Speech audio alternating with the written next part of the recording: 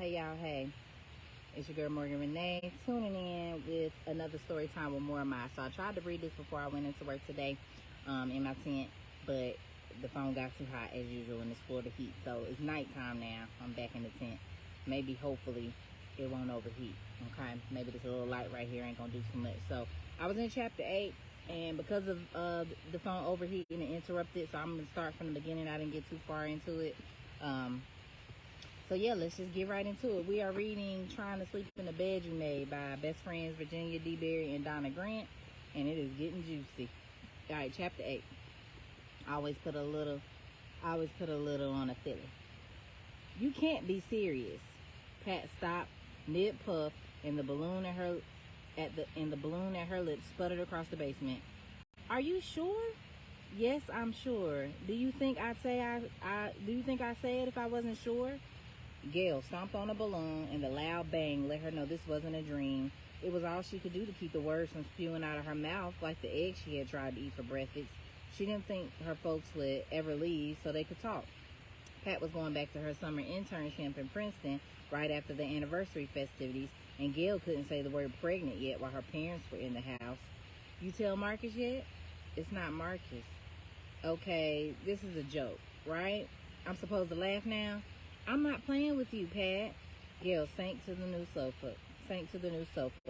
After years of false starts and delays, her father had finally remodeled the basement. His consulting room, he called it. The old daybed and snack trays were replaced by tweed Herculon and white Formica Parsons tables, delivered just in time for the party after the cake and punch reception at church. I'm just into my second month. Gail liked saying that, like the flutter she felt when she thought of the baby, their little angel floating inside of her. At the clinic, when the test came back positive, they had asked her what she wanted to do. The question made her laugh. She giggled out the door, all the way to her car, where she couldn't remember what the D, R, and P on the gear shift meant or which pedal made the car go forward. Howled till the tears rolled down her face. I thought you were on the pill. I was, but I had stopped after Marcus and I didn't. Then I started again because Ramsey and I might. Who? Gail painted Ramsey in flowers and candlelight. Pat wanted black and white. Have you told him? Yeah. Gail had called, said she needed to see Ramsey right away. Had something to tell him, but not over the phone. Yeah, she knew it was summer busy season, but it wouldn't keep. Ramsey was preoccupied when he picked her up. They drove in silence for a while. Then he parked by a playground, asked what she had to say. They couldn't wait. Gail swallowed. She noticed the moonlight on the monkey bars cast jagged shadows on the ground.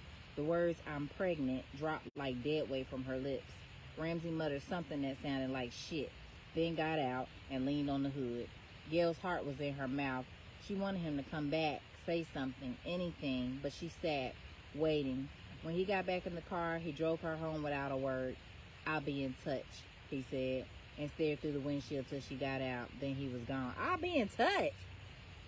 These men be having some nerve. Be all up in you raw. Then when you come telling them you got a baby that they helped create, I'll be in touch. They get to decide whether or not they want to participate. You weren't saying that when you all of my good done Debbies with no protection on. That's it? That's all he said? I'll be in touch? He will. It was just a shock. He needs some time to get used to it. He's coming to pick me up for this thing on Sunday, but then he'll be back to normal. Are you crazy? You've known that man, what, 2 months, and you get pregnant and expect him to be normal? He's not getting used to anything but leaving your ass. Not everybody leaves. Right. So what do you want him to do? Marry you or pay for the abortion? I'm not having an abortion. Gail, how are you going to raise a baby? You can't even say you're pregnant because you'll get in trouble with your mama and your daddy. Pat reached for her cigarettes, then looked at Gail and put them away. Can't you just be happy for me? You are crazy. No, I'm not happy. You're knocked up. The father said later for you. You're 20 years old. You live with your parents. You can't even remember to put gas in your own damn car. How is this supposed to make me happy? Just because I want something different than you doesn't mean I'm crazy. I always wanted to get married and have a family. I'll be good at it, Pat. You need to stop watching Gidget reruns. The man has not proposed. He's gone. I'm in love with him, Pat. I thought you loved Marcus. I thought so too, but this is different. I can't explain it. It just is. Me and Marcus with kids stuff. Ramsey's not like that. He'll be back. You'll see. Don't do it if you don't mean it, Gail. This isn't a hairstyle you can change or a dress you can give to Goodwill when you're tired of it. She's talking about herself. Pat hadn't mentioned Verna in years, so Gail thought it was case closed on the mother who didn't want her. Gail never for a moment felt unwanted, and she loved her baby just the way her parents loved her. But what about Ramsey? What if Pat was right? Panic rode in on a wave of nausea, and she ran to the bathroom. When she emerged, Pat was sitting in the dining room with a plate of saltines. Whatever you decide, I'll be there for you. But you got to think this through. Her voice was calm, strong. Gail took a cracker and rested a hand on Pat's shoulder. I know, she said quietly. Loretta left early Saturday morning for the beauty shop, and Joseph got busier than a one-armed paper hanger. He mowed and edged the lawn and made a vat of his special Memphis mashed potato salad before he left for the barber shop. Then he went to a lodge meeting. Pat and Gail spent Saturday cleaning, cooking, and not mentioning Ramsey's name. Every time the phone rang, Gail's heart fluttered, then sank again when it was one of her parents' cronies. At 10 that night, she started calling every half hour. She let the phone ring 15 minutes, 20 times, praying he was just coming in the door. Then he would pick up out of breath on the next ring. At 2 a.m., Pat made her stop and go to bed. 1, Ramsey barked. His hand wasn't worth horse shit, but he pushed the 7 of spades face down toward the dealer and snatched the replacement. 2 of clubs. Pitiful. But he arched an eyebrow just enough to look like a hopeful glimmer that he mistakenly let slip, but he meant for them to see it. Wanted them to go for the bluff. It's what he liked about cards. There were 52 of them in the deck, and even when you didn't have the best ones in your hand, you could still win if you could make the other guy believe you did. After he had dropped Gail off, Ramsey drove home in a stupor. He fell asleep on his sofa with all the lights on, still in his clothes, and woke up the next day feeling like somebody had beaten on him all night. What the hell am I supposed to do? Nobody walking the earth ever had a claim on Ramsey Hillard, and he liked it that way. He was too damn smart to get corralled by the oldest trick known to man. I'm having your baby? Shit. Like that made a difference. There were a whole lot of little pickaninnies running around the world, and any 6 of them weren't worth a coat who liked to run, but Ramsey didn't like it when anybody had something that belonged to him, even if he didn't want it. He went to the office without checking on any of the crews in the field. He didn't ask Mrs. Banks if she'd heard from the garage about the truck that had been without a transmission all week. Ramsey opened the safe, gave her the paychecks to hand out at the end of the day, and left. He cruised around for hours like he was looking for something. I should have known things were going too good. He liked Gail. She was sweet and ladylike, not bossy like most of the women he met since he left Louisville. They were stone foxes, all right. Looked like a damn fashion show, but they were hard-ass bitches on a mission. Their little ears would perk right up when he said he owned a business. Some of them even had the nerve to ask him out, like they had bigger balls than he did. The others would let him make the first move, then they proceed to take over. They picked the restaurant and movies because they had heard how fabulous it was. They wouldn't eat a steak because it might cause cancer, but they did a little cocaine now and then, and they told him what to do in bed.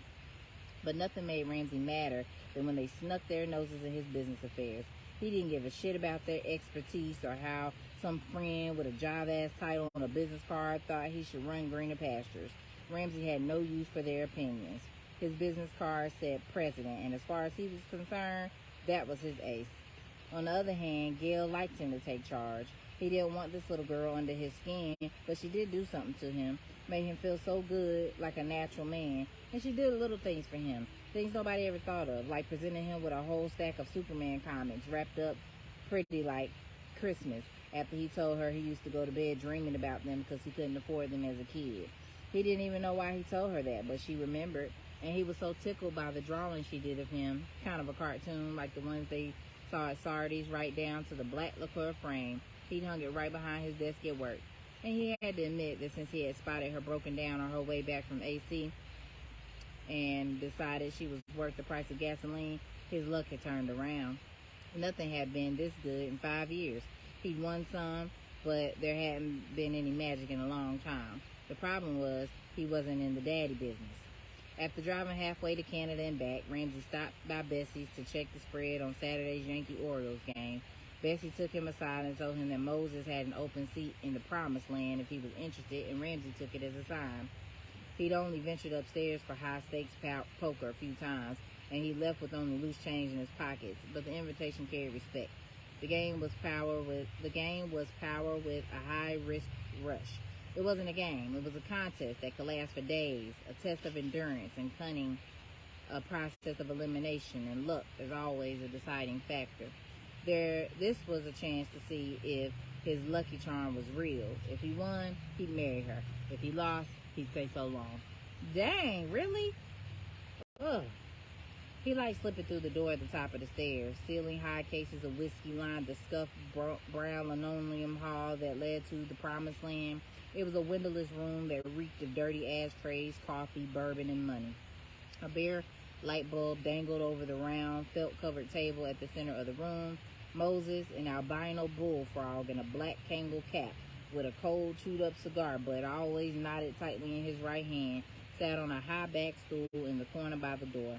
He made a desk out of the old bar from downstairs, and from his lofty post dispensed chips, advice, pity, and high-octane coffee. He also guaranteed markers, settled disputes, and cashed checks. Ramsey laid his cards face down on the green felt. This was the worst hand he'd had since he sat down. When was it? Last night? 2 nights ago? But he was up 9,000, and they didn't know he didn't have shit. Ramsey felt good, too good to lose. He tossed 1,000 in chips to the kitty and waited to see if his luck would hold. When he was a little boy, his father told him never to forget that know-how without luck is like a car without gas. You can still push it and get where you're going, but if you got a full tank, you get to enjoy the trip. You just got to remember to keep your eyes peeled for them filling stations, because no luck is bad luck, boy. His parents weren't lucky. His mom died of cancer when he was 9. Then his papa stopped trying and took up sour mash full time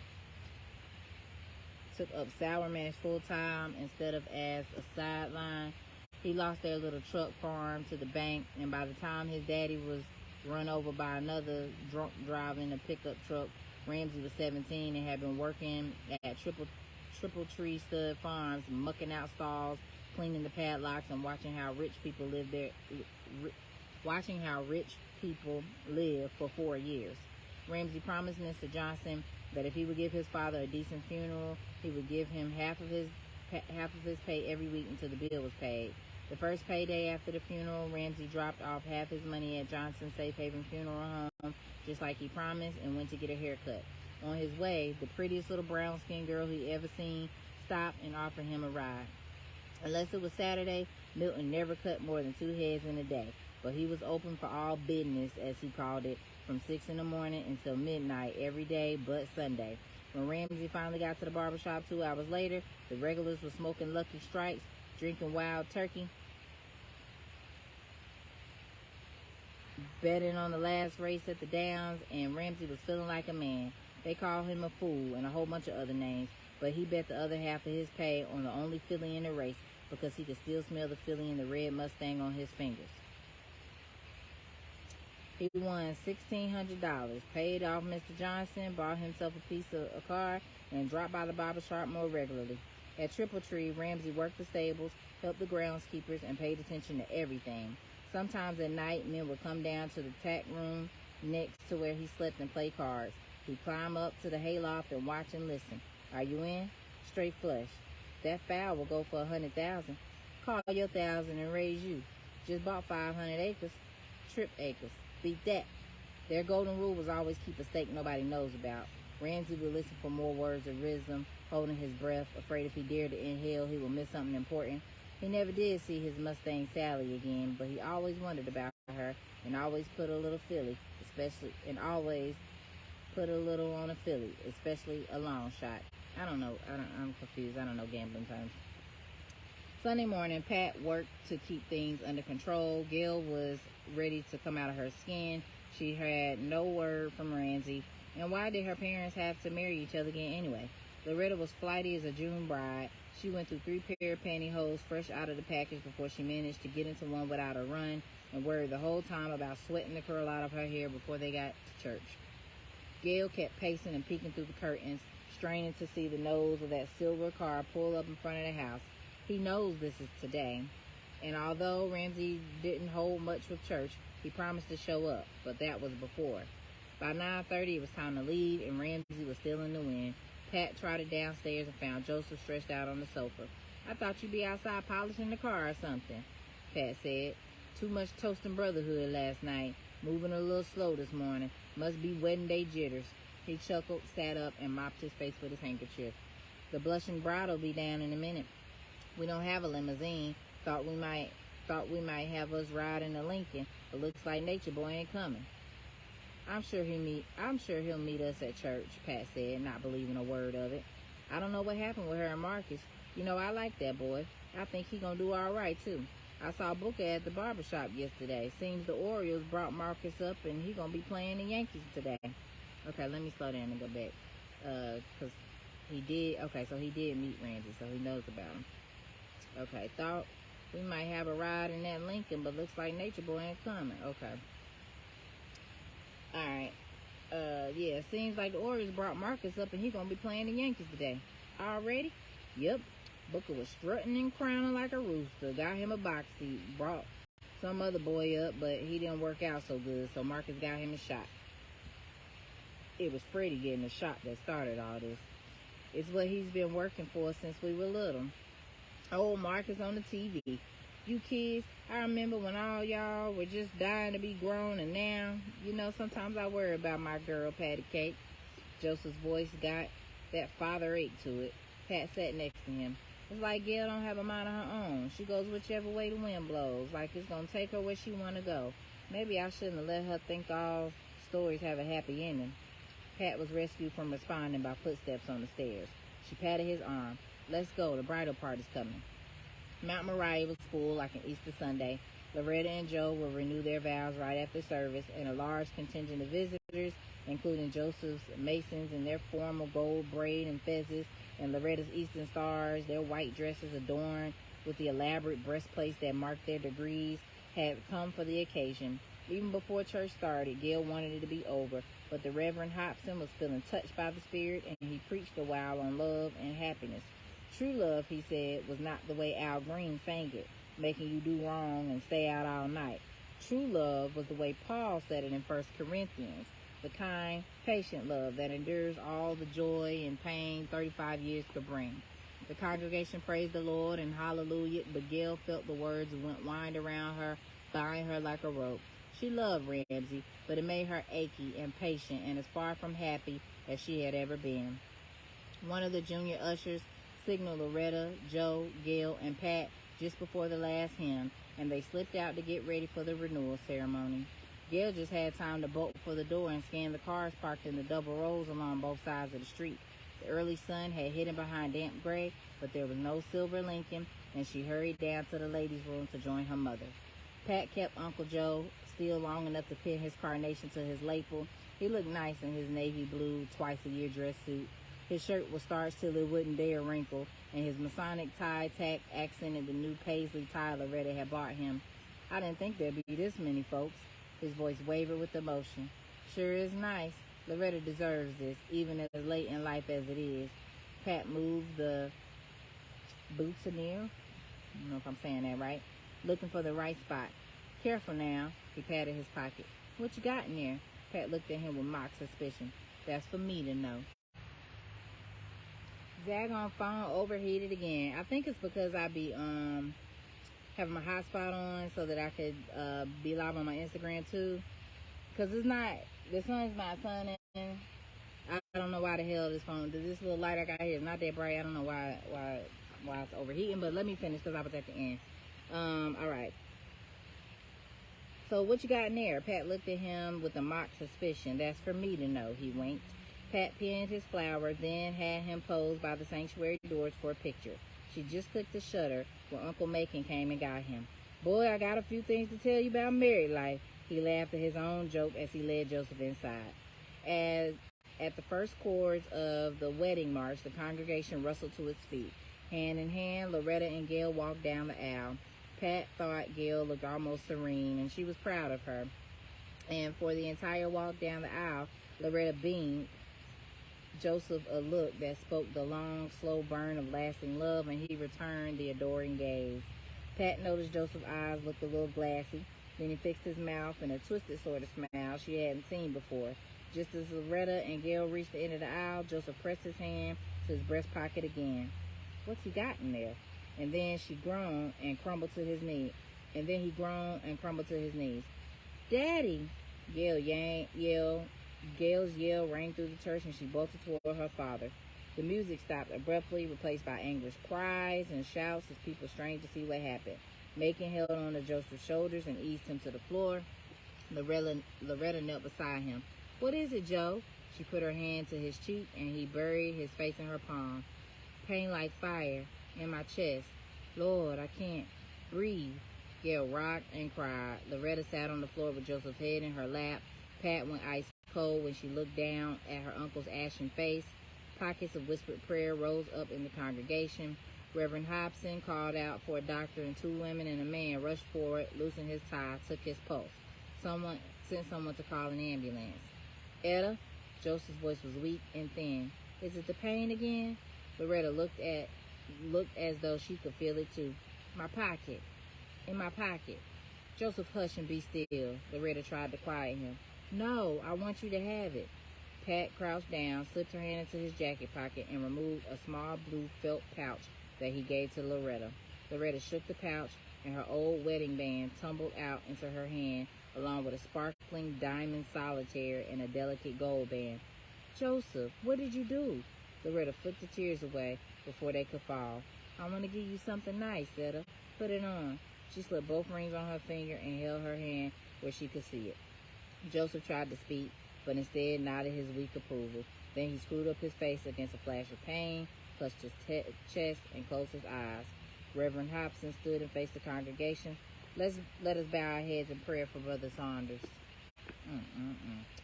All right. Well, that's the end of chapter 8. I hope Daddy all right. I'll tune in with you guys again soon. Thanks for listening. Peace and love.